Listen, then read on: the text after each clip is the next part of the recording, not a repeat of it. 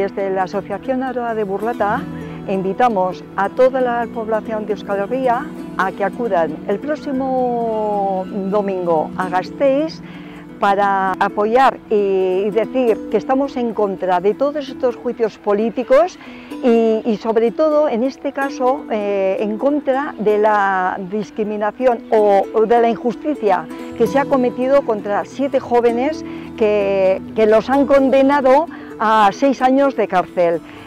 Nosotros lo que creemos es que por hacer política a la juventud no hay que castigarla. Estamos por unos juicios que sean absolutorios, o más bien que toda persona que haya sido torturada no sea juzgada.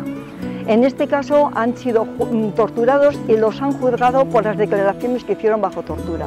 Por lo tanto, lo que queremos es que tienen que ser juicios totalmente absolutorios y por eso tenemos que acudir todos el próximo domingo a Gasteiz. Sube,